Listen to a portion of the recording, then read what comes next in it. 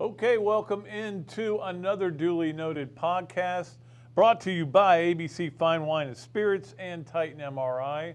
We appreciate our title sponsors, and we're still open for some other sponsorships if you want to get involved. There's some college football stuff going on, and you may have heard there's a game tonight, the national championship game. We'll talk more about that. We got a great show for you. Carlos Alvarez is going to join us in just a little bit. And then Robbie Andreu is going to come in. We're going to kind of break down that game. And I'm going to ask him whether these things are important or not. Is this important? Does this matter? Some things that people are talking about. Because the weird thing about this college football final is that it hasn't been overanalyzed because, I don't know, there's been other things going on like the playoffs and stuff like that in the NFL. I think we look at these teams and we go, hey, this should just be fun. Let's see what happens. I've been toying with my AP poll. I'm voting on it, and it really is the most important poll vote that you make as an AP voter, because it's what every school is going to say.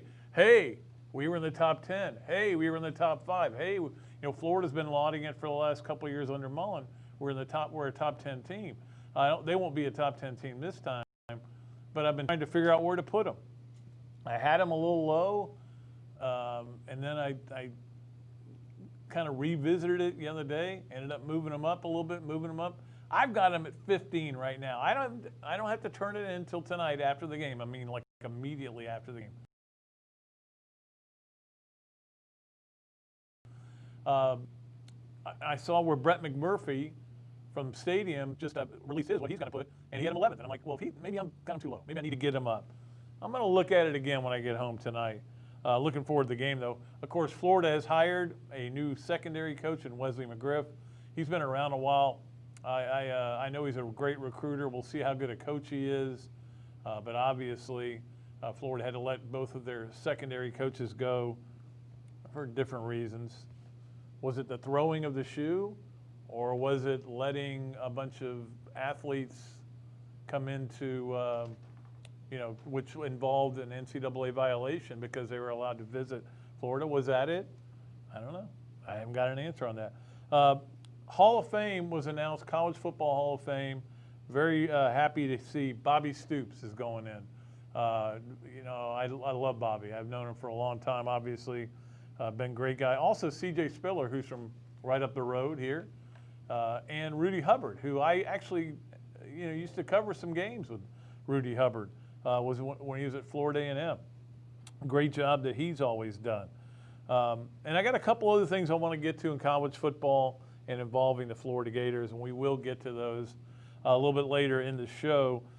3 things is coming up. I got good 3 things. I'm going to go off on a rant during 3 things. And, of course, our Leonardo's Mill Hopper Quick Picks. This is it, your last chance to get into this batch.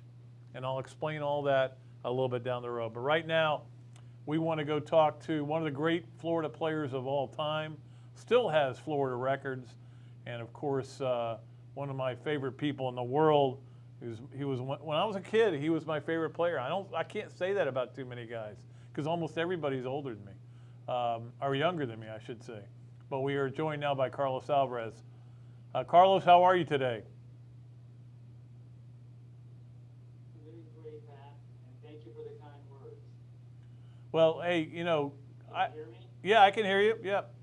Hey, Carlos, we haven't talked since they aired the Cuban Comet All-American segment on ESPN, and I know you were waiting to watch it like everybody else live. I've watched it about 4 times, to be honest with you. But I'm wondering what your take was when you finally got to watch it.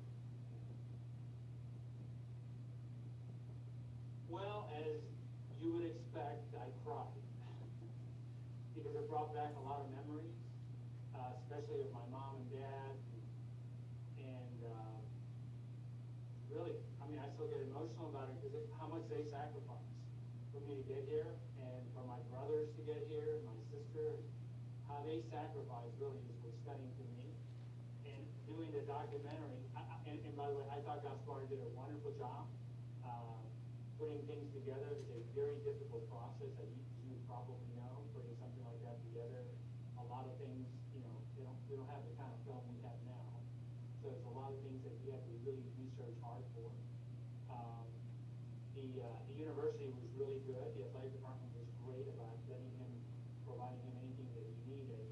And him and I actually, he brought me down there so I could watch some of the film with him for me to tell him, okay, I was, you know, look at these games, you know, instead of looking at all the film. But it was really good, a great product that I was really very happy with. So it was emotional. And not only, and I want to say this, it's not only my parents, but so many people along the way, from the boys club coaches, you know, in Miami, who got a kid who didn't even know English to be the starting quarterback for a 95-pound football team because I could run fast, to mentors that I had from the boys club, to teachers, to my coaches at Florida. You know, Bubba McGowan, my receivers coach, who was so wonderful to me, Lindy and Fanny, who of course, Ray Graves, Fred Pankos, which will forever be my idol because I saw a genius doing game plans on a week-to-week basis. And of course, Gene Ellenson, you know, a World War II hero, who, for this kid, when I was hearing him give me my first pep talk in 1969 for that Houston game, I thought I was watching John Wayne. I just could not believe the amount of emotion that guy brought to a team, and I can see why the defense always played so hard. You know, and when you have Tommy Adenauer, who's one of our captains, when he's all of about, I don't know, 5'9", and you know, barely over 200 pounds, and he's playing middle linebacker, you know that guy's playing on emotions, and how well he played throughout the year. But it just shows you what Gene Ellenson was a wonderful leader that was the emotional, you know, the emotional spark for the 69 team. Yeah, you talk about the emotions, and there was a point in that show where I actually found myself welling up and, I don't want to say sobbing openly, but there was crying going on, and that was when you went to the door to collect for the paper route. And can you tell that story? Yes, I was a Miami Herald boy, you know, basically delivered the paper. With my brothers, we had 3 routes right next to each other, and each of us would wake up. We woke up, and this is true. Sounds like, of course, I'm old now, but it sounds like my, you know, when I was younger, people telling me about this. But we did wake up at 4:15 every morning, 365 days out of the year, to deliver the newspaper. I was the smallest of the 3 boys, my 2 brothers, so I had to run my route, which actually paid dividends later on in my life, obviously. But I had to run the route because I couldn't, with the papers on the bike, I couldn't drive the bike through grass, and you had to put them on the porch. So I ran the route, and my dad, who, again, what a wonderful human being he was, he would put the papers at every corner. So I would carry the papers and throw it. And one day I'll tell you the story when I ran into a tree and knocked myself out. But you know, every paper boy of that era knows they had to collect, and that was the hardest part of being a paper boy, collecting, because you had to go there every week and collect for the weekly. And my brother Arturo was just, you know, he was always behind on collecting, so he asked me to go to this house and collect for him from this woman who had always been kind of tough on him. And he waited in the corner, and he sent me with a paper that basically said, "Hey, I'm Arturo's brother. I don't know English, but this is how much you owe." And so I knocked on the door, I gave it to the lady, and she just looked at me. And, you know, I'm an 11-year-old kid. She looked at me and said, "Get the hell out of here, you spick. You know, go back to Cuba." You know, those kinds of words. And certainly the word spick was, you know, I can still hear it in my head. And the way I describe it is like one of those cartoon characters. You get hit in the head and it starts shaking all the way down to your feet. And really, I was just stunned. I just couldn't, I had never seen that kind of hatred, and the hatred was directed to me and my family.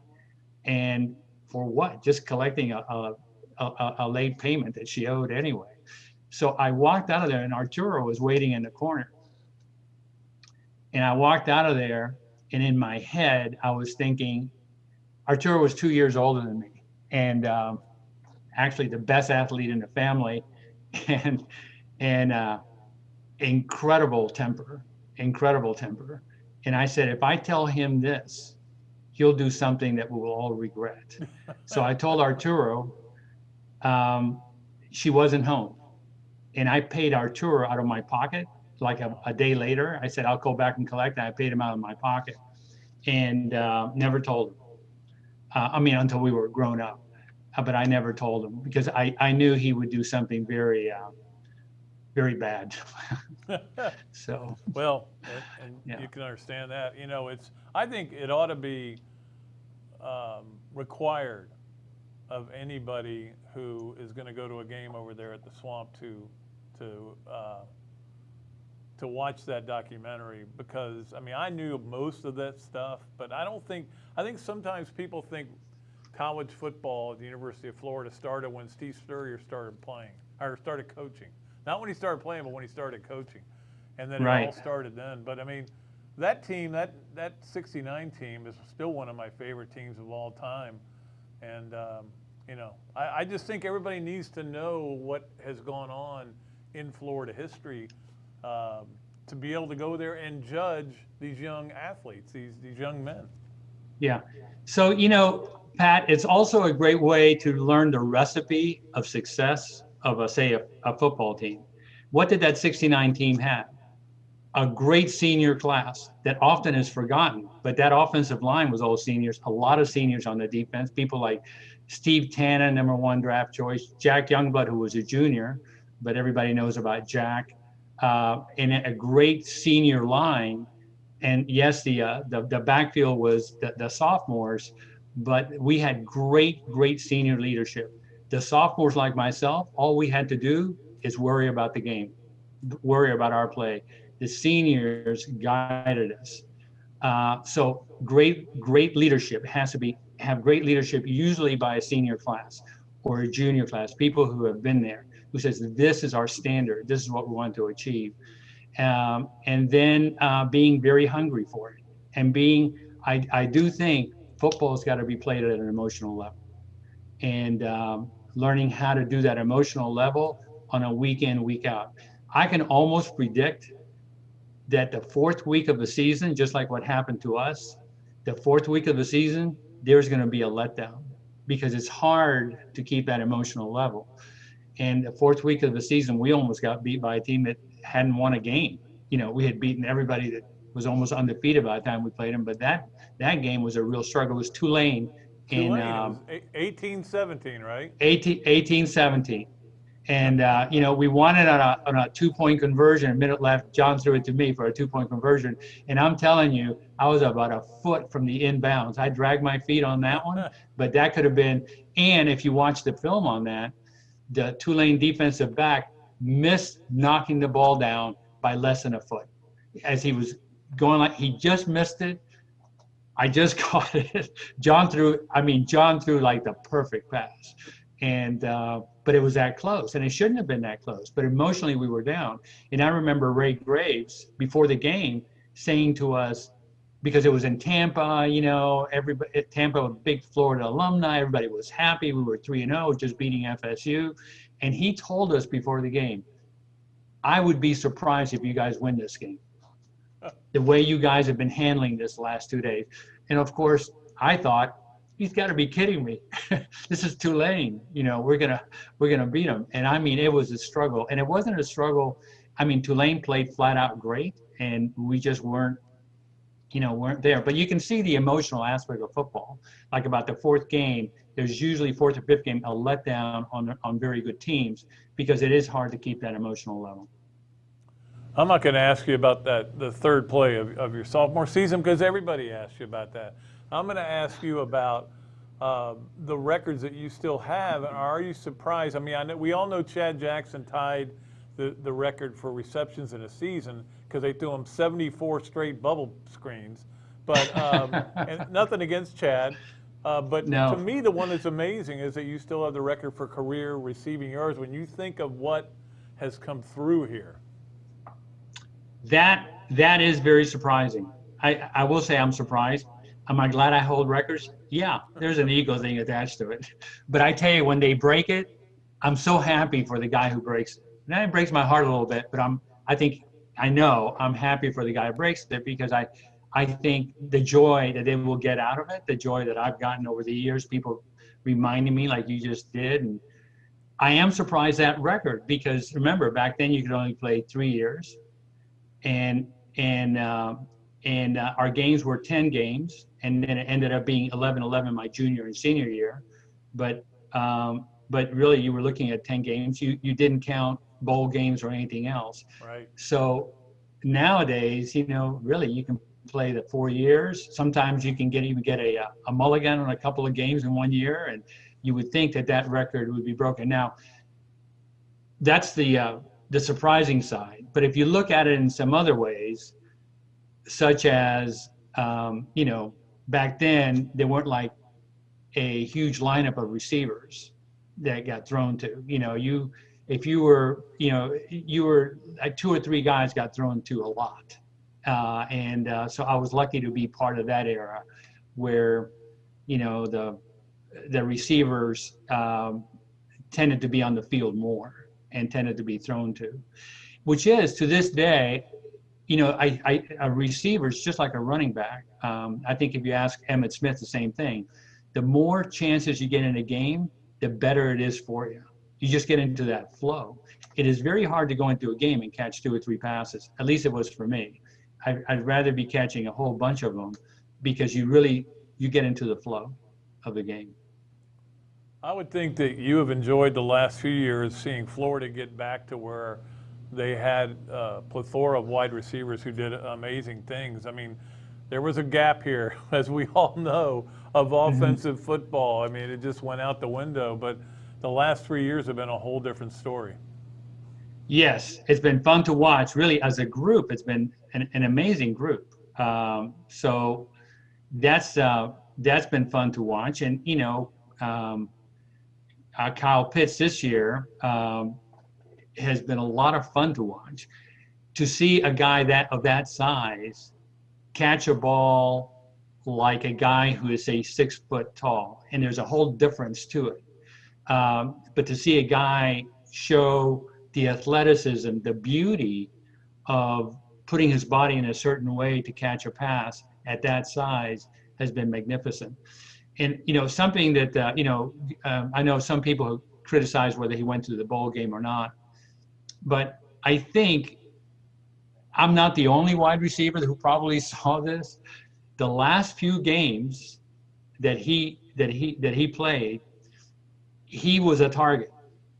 And he's not a Carlos Alvarez 5'11" target. He's like 6'4" target.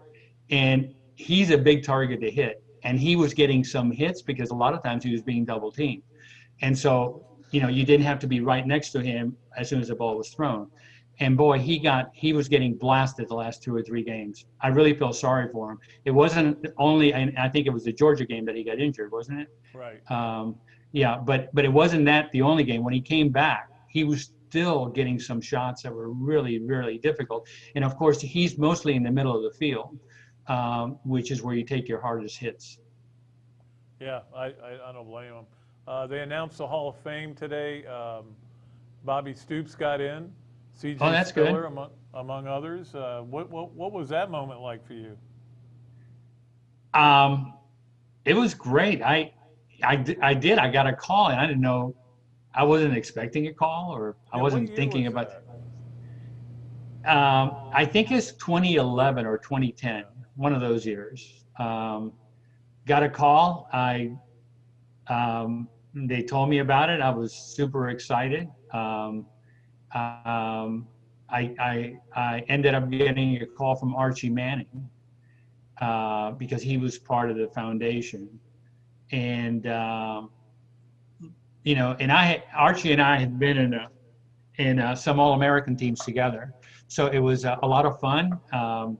Not that him and I, had kept in touch, but it was obviously you have a history together, and it was wonderful to hear it from him.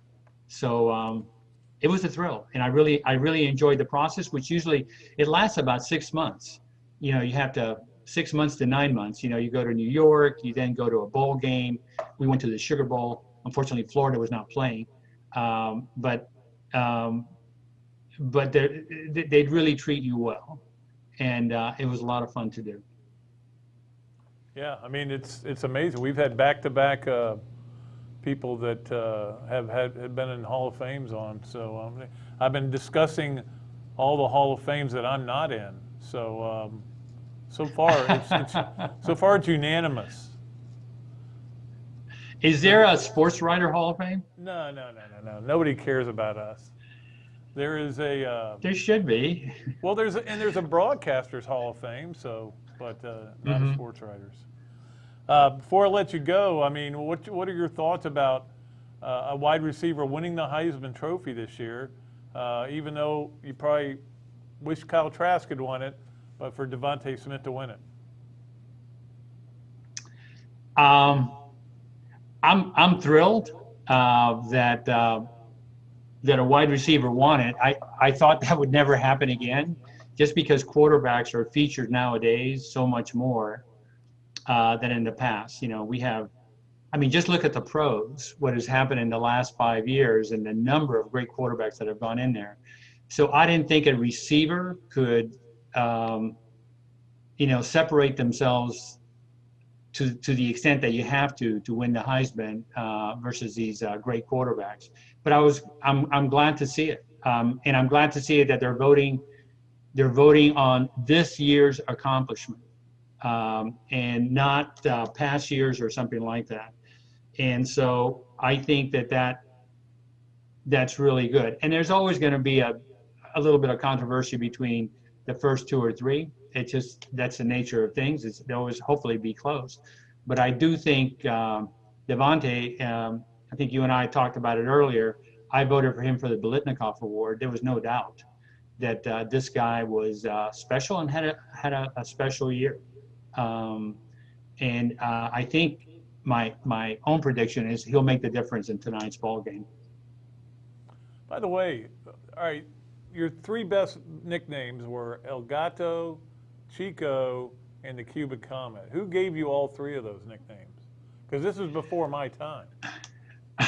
Or otherwise, I'd take credit. What's really interesting about the Cuban Comet, Norm Carlson gave me that name.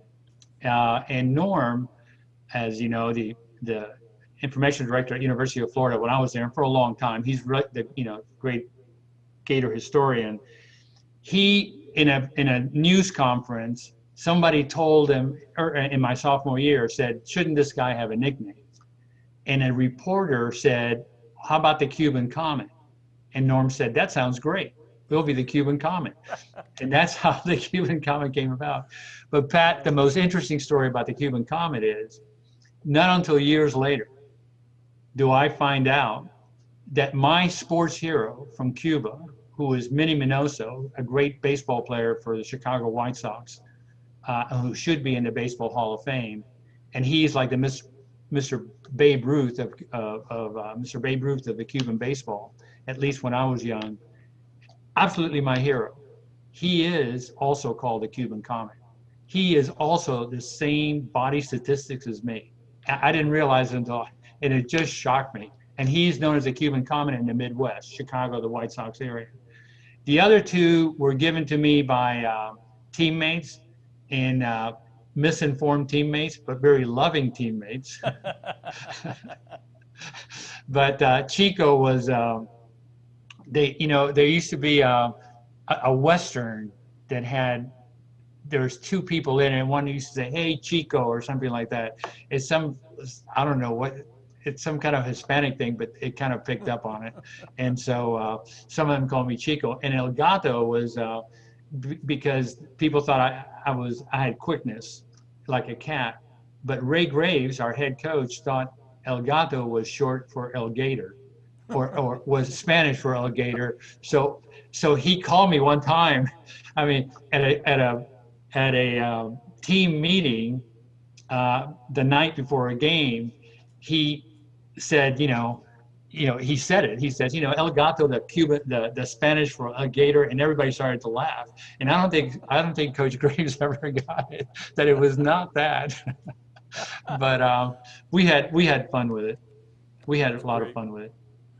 That's great. I could talk to you all day. You know that. I wish we'll get you on again down the road. But thanks so much for joining us and for taking the time to talk to us.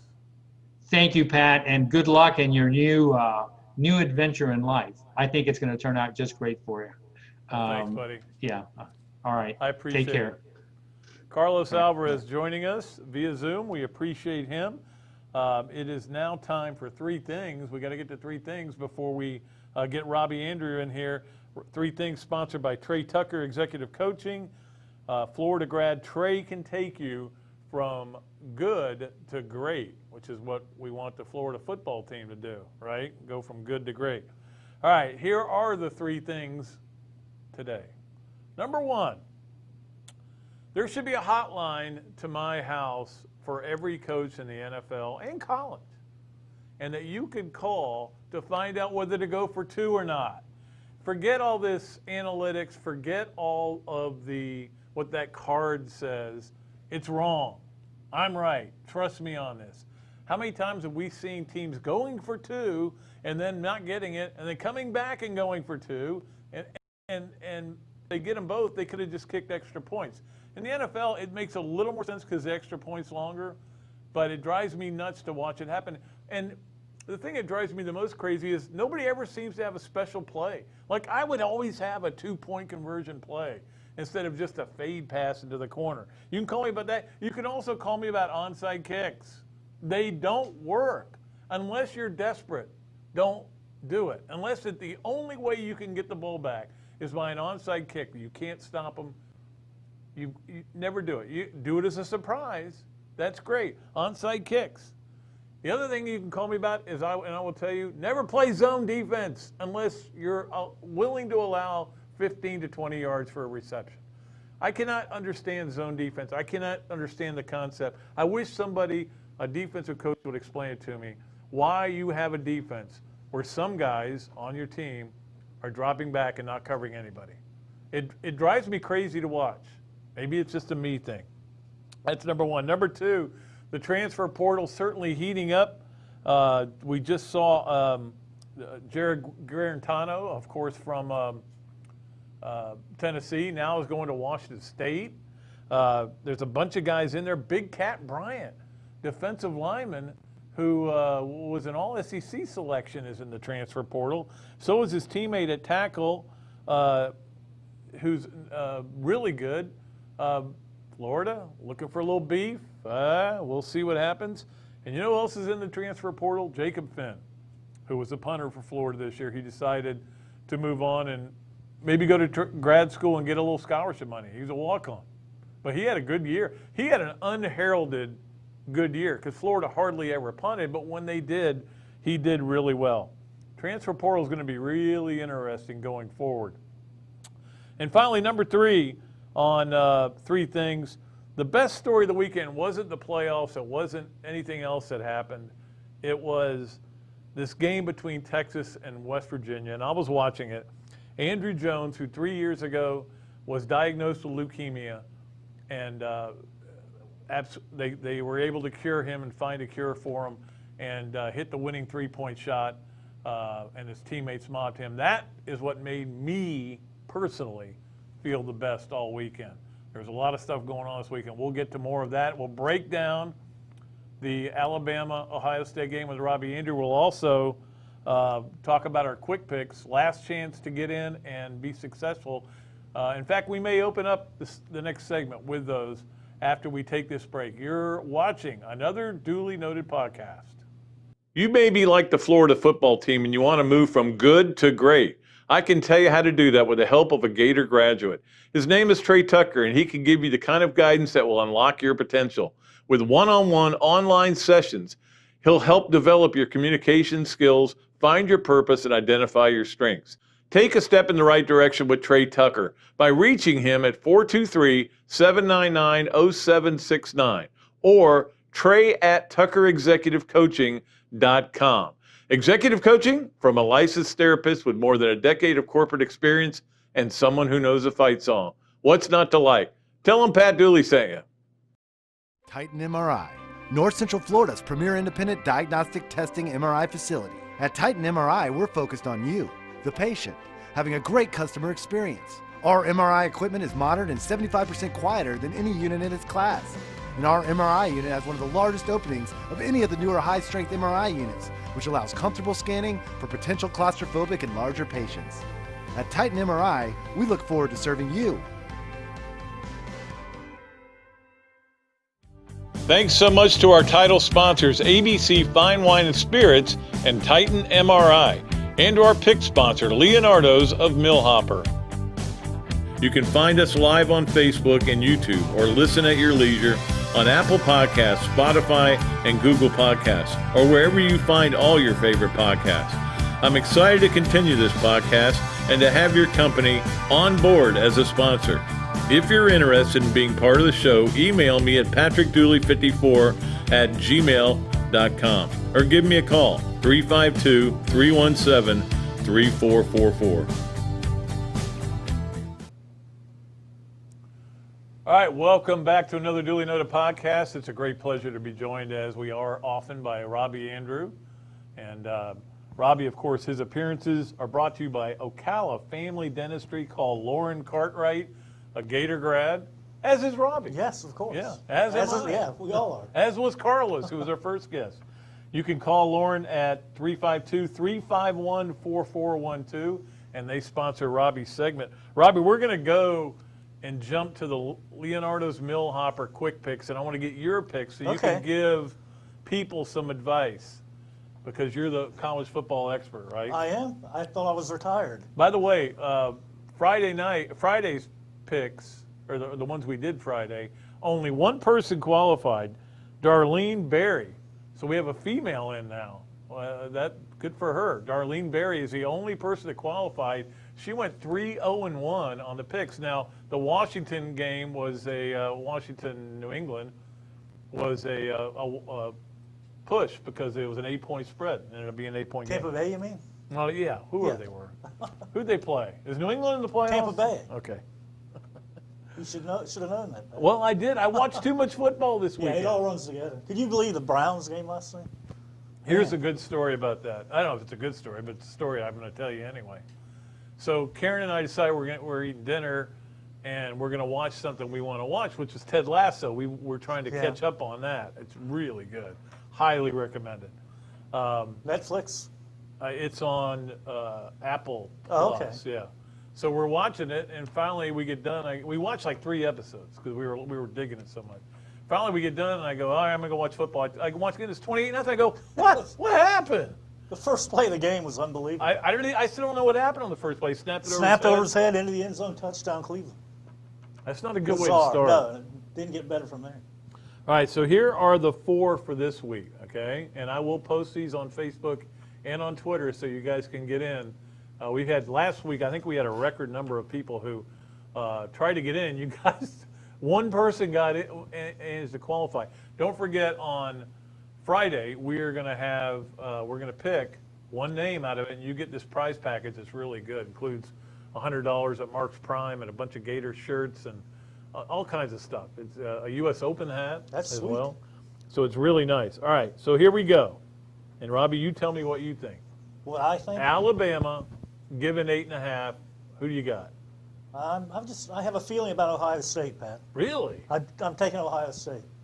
I would take them straight up. Are you taking them straight up? I would right now, yeah. And I look back to the Florida-Alabama game, what Florida did to Alabama's defense without a running game, and Ohio State has an elite running game. So They do. if Fields has a game like he had against Clemson and they can run the ball, I think they're going to be up and down the field the whole game. And I think their defense is good enough to get a few stops, put pressure, on Johnson. So we'll see.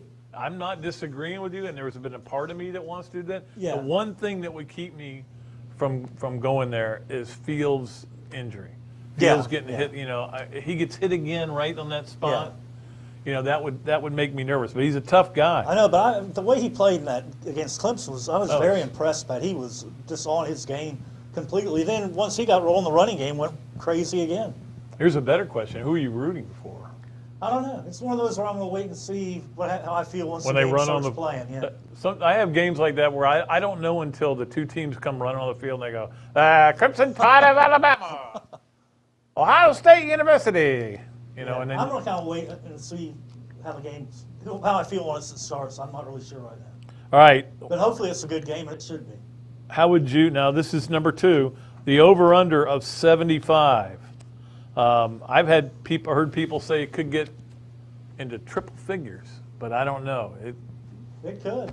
Yeah. It really could. I mean, if both offenses are hot, it's up and down the field the whole game. So you got to serve there at some point. But 75 seems a little bit low to me, actually, Pat. So you would go over. I think I'd go over, yeah.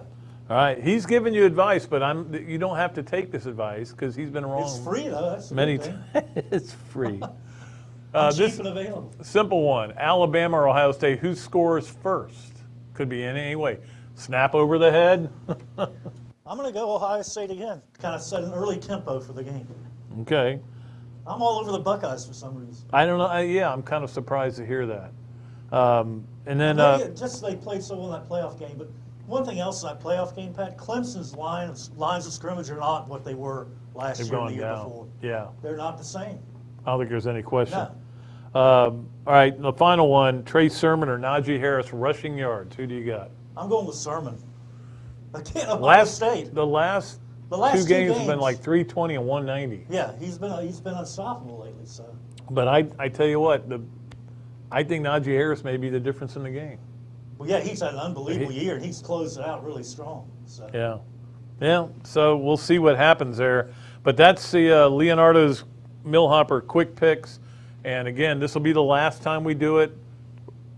But again, Friday we'll start all over again with a whole new one. We'll be mostly NFL stuff, but hopefully you guys have enjoyed that. We've gotten a ton of.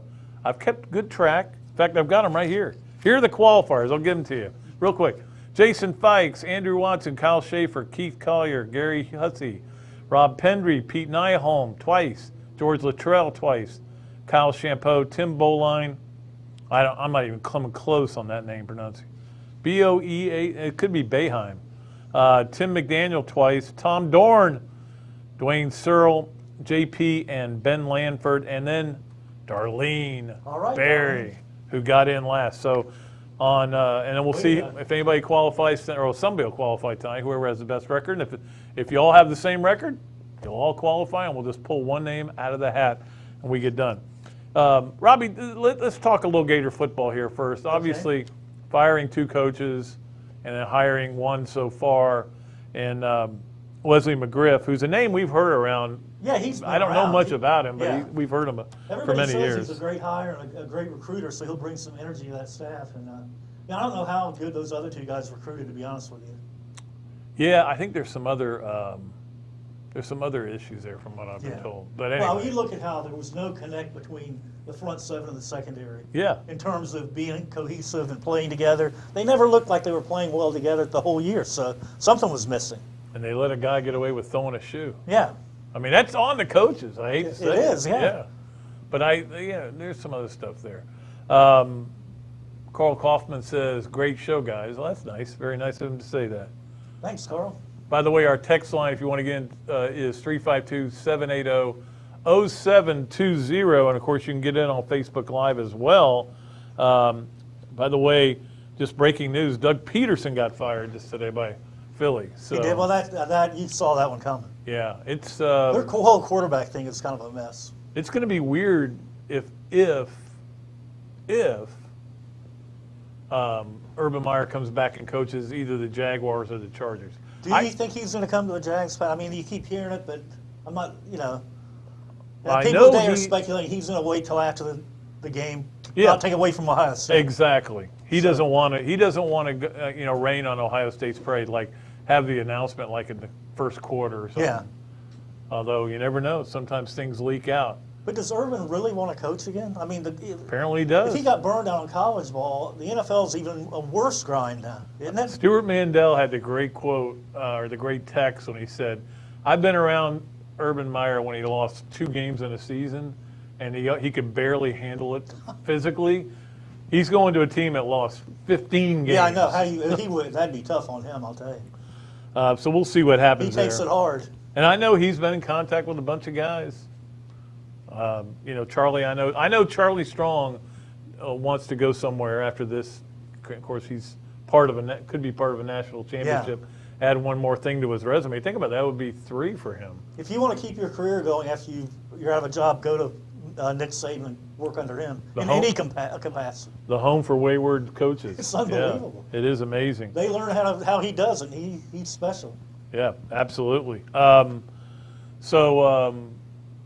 the way, we got it's a text line question from John. What's up with Gator basketball? That's a loaded question there. Oh boy, I crunched some numbers today, Robbie. They're 185th in assist to turnover ratio in the country. That's not good. They don't have a point guard. No. And I thought they were going to have 3 to choose from. It turns out they have none to choose from. That was evident the other day, Pat. They were awful. It was pathetic.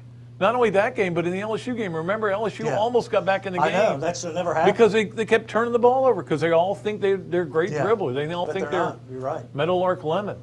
But they talk about no chemistry on the floor the other day. It was nothing.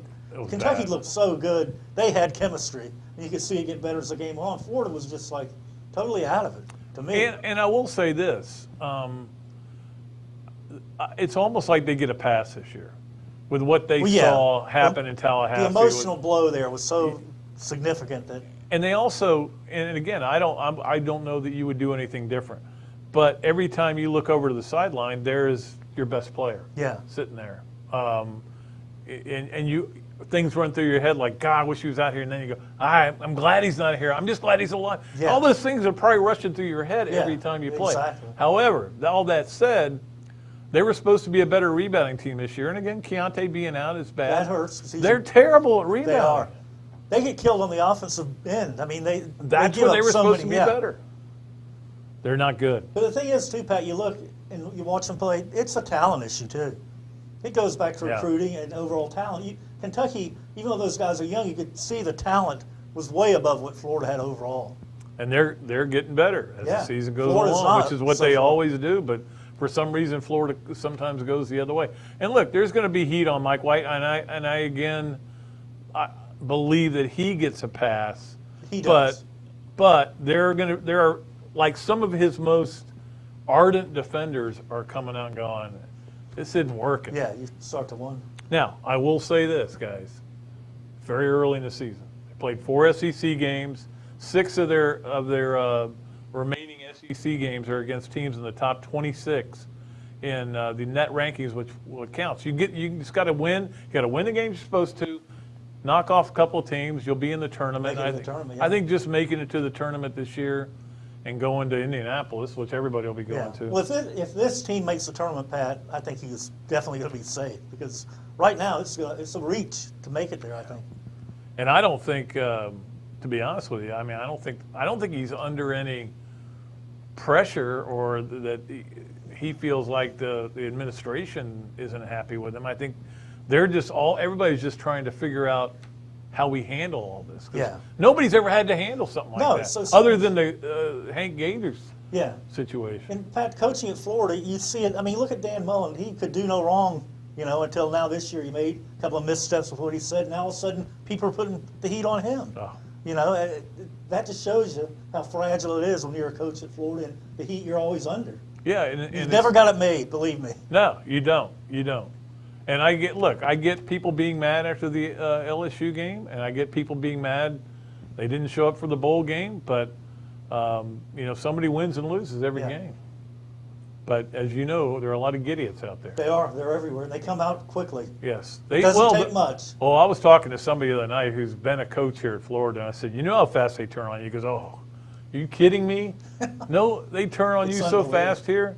But it's that way most places. You don't think it's that way? I remember when Nick Saban lost back-to-back games to Ole Miss, And there were people calling Feinbaum going, Yeah, I know. I don't know if we got the right guy. Which is unbelievable, fans. It really I know is. Gator fans that aren't gidiots, as you call them, Pat. Well, wait a minute. Now, I don't call all Gator No, I fans know they're not. idiots. But some of them say, God, I can't stand to go on the message boards anymore. Well, don't. Yeah. Don't go on there because you're not going to like it if you're not, unless you're a gidiot. Yeah. And then you like everything on there. But if you're a normal person, don't go on there. Well, it's like saying, I don't like, there's too many bowl games. And you're like, Yeah. well, then don't watch them. Yeah. You know, I mean, don't go on the message boards. But I think some people go on there just to see, hey, let's see what's going on. Oh, gosh, it's terrible. People are being mean, and they want all these coaches fired and They've everything. been mean to you on there too, Pat. That's why I don't That's go why I on. told you to quit watching or looking a long time And it ago. worked. And Yeah. I listened to you because you're smarter than I am. Well, that's debatable. Yes. Obviously, with the NFL playoffs this weekend, Robbie, and we saw an extra game on each side, Yeah. right? And it was I'm sure it's going to be a ratings hit, but it was also a hit. We loved it. I think everybody enjoyed the heck out of it. I really did. This should be a clear message to college football. This is what you need to do. More teams in the playoff. I mean, otherwise, this 4-team thing is getting old. Where the same teams four are in teams. it, people are going to get turned off by it. And Get that's- more teams involved. The more teams in, and everybody can say, well, it'll just be bigger margins of. Well, right now it's averaging in the semifinals 20 points a game is a margin of victory. But the point is, you let them in. It may take them a few years to catch up. Yeah. You know, teams that are 7th and 8th, and next thing you know, well, they keep going to the playoffs. Yeah. So they start to get in. Yeah, they start getting 4- and 5-star guys, and then, there's a little parity out there instead of what it is now. It's why we have, that parity in college basketball. You know, where you never know, a George Mason can go and different teams like that. Well, you look, Pat, in the playoff, the 4 teams are always in it. Those same 4 teams are 1 through 4 in recruiting usually, or somewhere in there. They're all in the top 5. Right. So one feeds off of the other, and unless you can find a way to get in there, it's going to be hard to get the recruiting thing to where you can compete with them. We appreciate all of you watching another duly noted podcast brought to you by ABC Fine Wine and Spirits and Titan MRI. You can watch, as many of you are right now, on Facebook or YouTube Live, and also get in on the Facebook question or text line questions. That number is 352-780-0720. You can listen to the podcast whenever on Apple Podcasts, Spotify, Google, WRUF.com, where I do have a back 9 posted. Got it up there early this morning. And I did talk about Florida's schedule for next year, Robbie. When I'm trying to look at Florida, because always, when I'm trying to figure out what I think about a team, I always look at the schedule, and I've been told that, or I'm hearing, sources close to me have told me that Alabama and Tennessee are going to be very early in the season, right? Really? After those two, they start off with FAU and USF, and then I think it's going to be Alabama 3rd. Wow. And then Jumping Tennessee in. 4th. Jumping right in there. I don't know that you want, but maybe it's good to play Alabama early. Yeah, it might be. New quarterback. Yeah. No Devontae Smith. What if he comes back? Pat, I'll guarantee you that's not going to happen. Think about Devontae Smith's career. His first season, he catches the game-winning touchdown pass, and nobody even had heard of him. Yeah, he didn't know who he was. Outside of Alabama, and now he wins a Heisman. And you cannot cover this guy, Pat. It's unbelievable. And he leaps, makes great catches, runs great routes. That's what Florida had in Kyle Pitts. Yeah. And unfortunately, they only had him for 8 games. All right, we've got to take a break here. We'll do that. We'll come back. We'll wrap it up. Pat Dooley here with Robbie Andreu on another duly noted podcast.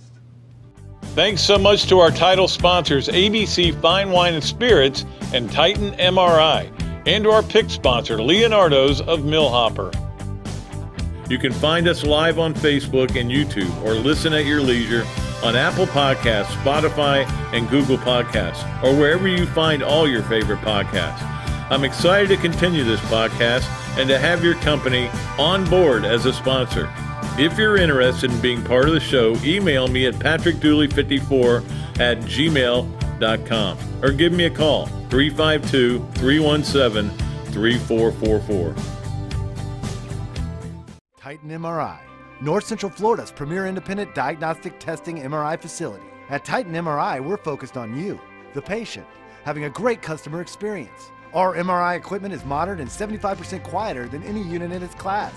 And our MRI unit has one of the largest openings of any of the newer high-strength MRI units, which allows comfortable scanning for potential claustrophobic and larger patients. At Titan MRI, we look forward to serving you.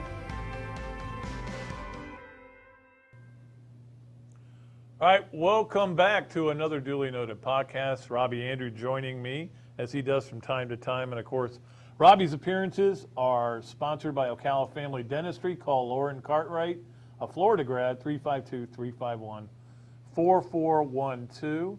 We also appreciate all our sponsors, especially our title sponsors, ABC Fine Wine and Liquors and Spirits, or liquors. I'll take some liquor right now, actually. Yeah. And then, of course, Titan MRI, my good friend Joe Calorio over there. We did three things earlier. Trey Tucker, executive coaching, is doing a great job. We appreciate him so much. Leonardo's Meal Hopper. So we've got a lot of sponsors going. We got this thing rolling a little bit. We need to get just a little more, guys. So if you're interested in being a sponsor, just give me a call, 352-317-3444, and I'll be happy to talk to you, and we can just chat. Talk about Florida basketball or football, but recruiting. Eventually I'm going to try to sell you on a sponsorship. Recruiting. Here's something I will close on this, Robbie. I asked this question because nobody's asked this question in a long time. Yeah. Florida State. They're going to play this year, right? Where's it going to be? Where's it going to be? Florida. Well, Florida owes them a game there, right? Or how does that work? But Florida wants a home game. Will want to hear. Florida, because Florida only has 3 conference home games at home. They need. You would have game. a home game at home, but yeah. I mean, they aren't going to budge on that, and it kind of gets FSU's rotation off if you do it. But from what I've been told, FSU they haven't asked for it, and I think FSU is going to kind of take the approach of, look, if we had played this game in Doak Campbell, we probably would have gotten embarrassed anyway. Yeah. So we're good. We're good with doing it the way you guys want to do it. But I'm just curious that it's kind of quieted down as far as that. It was remember it was a big issue in the summer. It'll come back to being that way, though, once things start getting back to normal a little bit, Pat. But, I think they'll be coming here. The Knowles will be coming here. Yeah, I think they will, I mean, too. The game was wiped out. It's gone. You can't, you don't. Exactly. What can you do with it? Bobby Stoops getting into the Hall of Fame. That was good. Well-deserved. I saw where Spurrier congratulated him on Twitter. He did. So they're together in the hall now. Also, Rudy Hubbard. Yeah. I used to love that team. Yeah, me too. Untouched by human hands.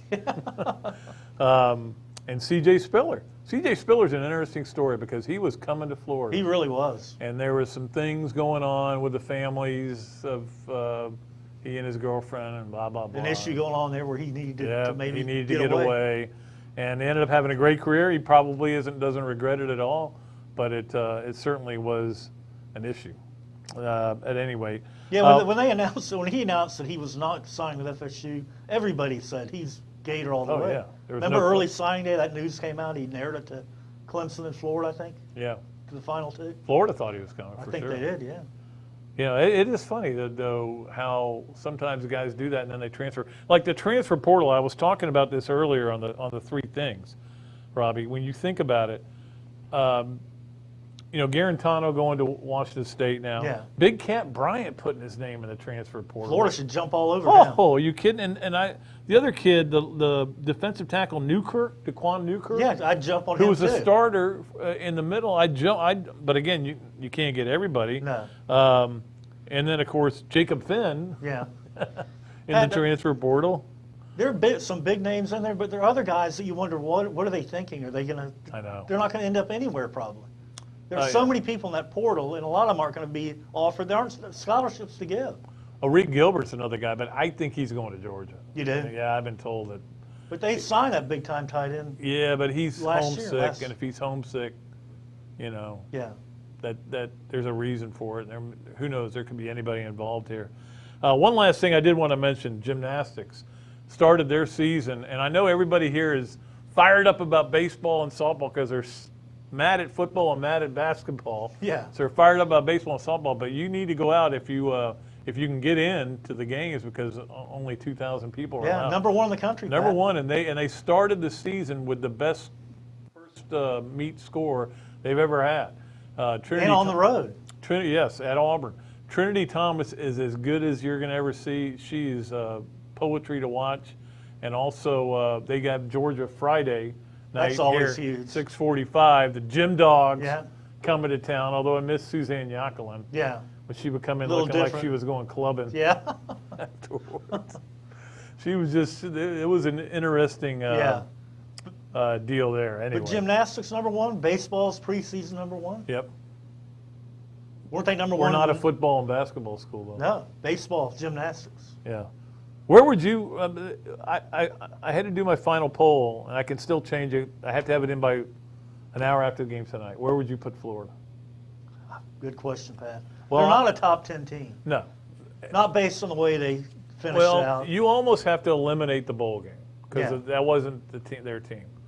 But of course, Dan Mullen said that and got criticized for it. Yeah, but So, I you can won't. say it. No, I You won't won't. get criticized. No. I have them at 15 right now, and I've seen people who have them higher, and I may move them up still. I'd say between 12 and 15, Pat. Yeah.